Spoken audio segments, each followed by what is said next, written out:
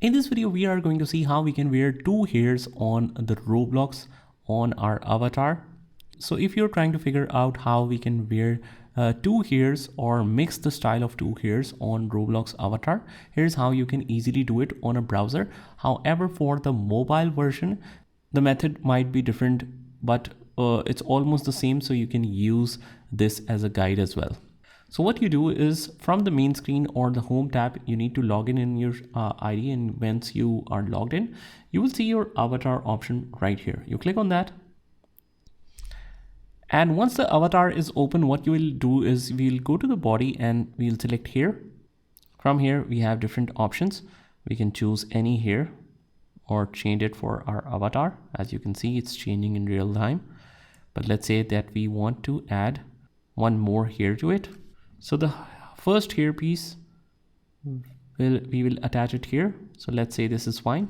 Now for the second hair, what we'll do is we will open up in the new tab, open link in the new tab. Here it is opened.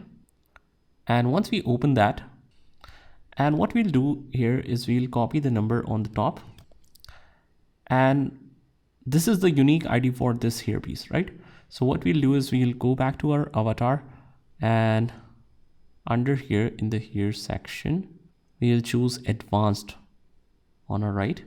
We'll paste the ID here, click on save, or you can paste another ID. Okay, this one is already pasted here. So click on save, click save. This is 87. We go to advanced, we save it right here. And first of all, we have to select the hair piece again. Once we select that, it will be read as an ID. And then we go to advanced. As you can see, the first ID is mentioned here. We will mention the second asset ID as well. And it will override the current look. So that's fine. And as you can see, now we have a mix of two hairs for our avatar. So that's how you do it. I hope you found this video helpful. And if you did, hit the like button and subscribe to our channel. And I will see you in the next one.